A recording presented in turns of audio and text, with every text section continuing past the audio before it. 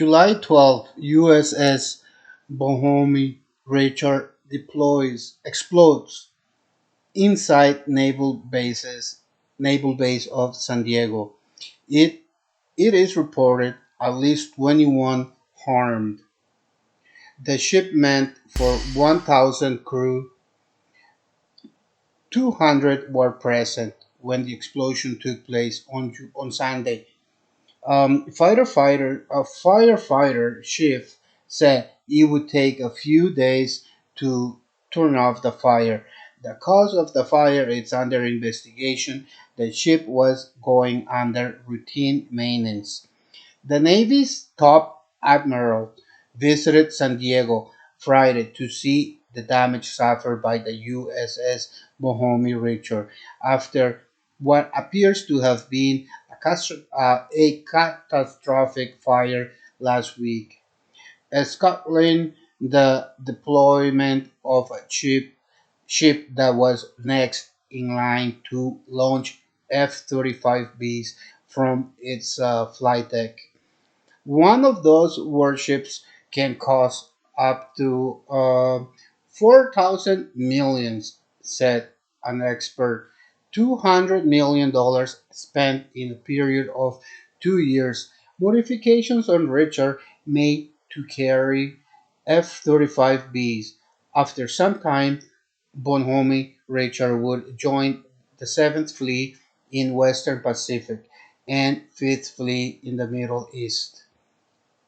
The Navy could have the reduction in presence in the Pacific in the short term, said Brian Clark of the Hudson Institute. I think there will be a significant impact down the road because a year when Richard would have come to deploy, there will be a gap to fill. A combination of the USS America and the other two amphibious ships in San Diego to do 2 more months of deployment to maintain the heel to toe presence in the Western Pacific. Or the Navy has to accept not being able to maintain presence. Retired Marine an analyst of the Telemos Group, Jerry Hendricks, said that without the Bonhomme Richard, um, the Pacific Marine would have some challenge. Some voices are saying the Chinese use orbit laser to uh, overheat parts of the warship. I don't know if we may ever know what happened. Sabotage theories are in the air. Supposedly, the Chinese had been developing similar technology since 2017. Um, on July 13th, 2020, Pompeo mentioned how back in 2010, PRC Foreign Minister Yang Yishi told his Southeast Asian counterparts. China is a big country, and other countries are small. That is a fact. That is just a fact. The PRC's predatory worldview has no place in the 21st century.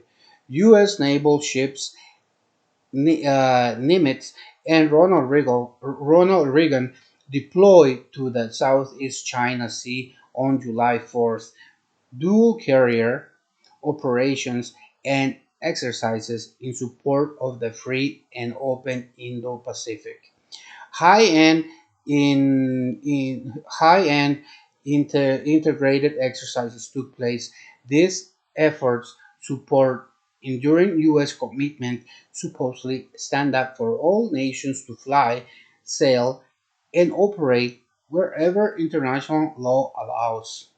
Air defense in carrier strike force incorporates the capabilities of the embarked fixed and rotary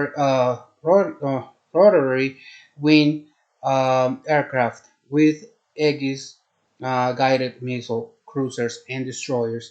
It provides multi-layer early. detection capabilities to defend against potential airborne threats.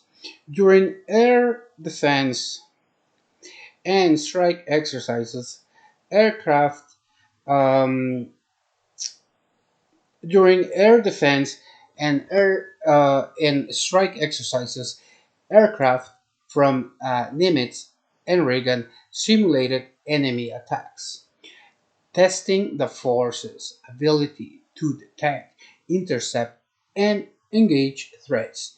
The exercises increase pilot proficiency while giving uh, shipboard tactical watchstanders hands-on experience according to defense in a realistic environment. Peking warns the U.S. should recognize China as a power country. China denies any accusation of expanding their borders. A high diplomatic from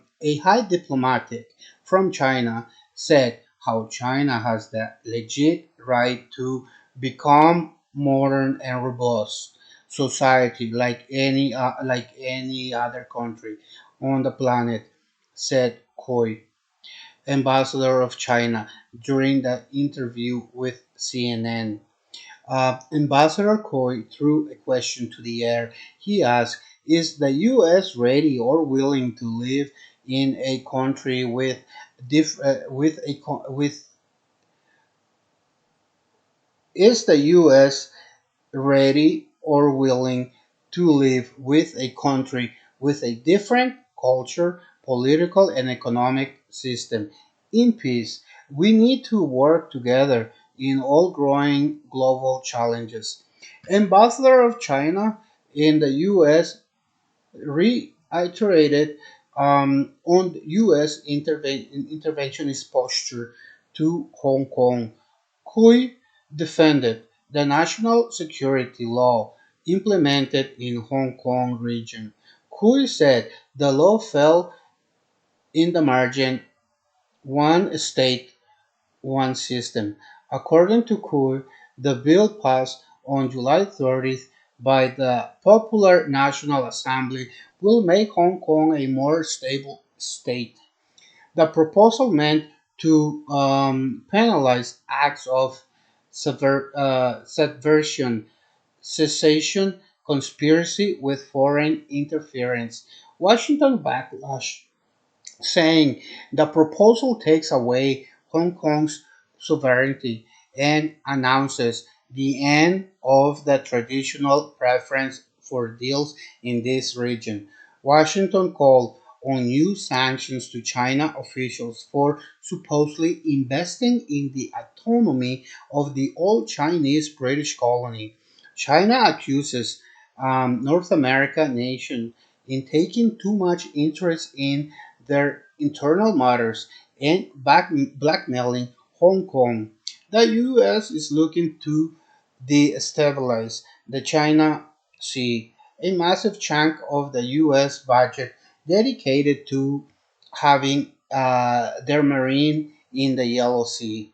U.S. also accuses Peking of having a harsh grip over the autonomous Northeast region um, of Xinjiang over the rights of the ethnic minority Uyghurs.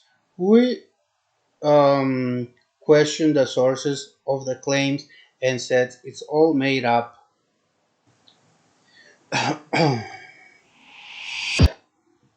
It's all made up.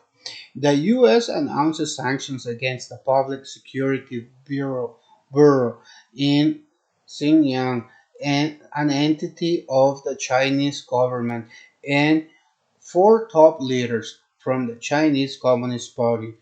One one is a minister. One is a member of the permanent committee of the political bureau of China, and four banks that work with the Communist Party of China.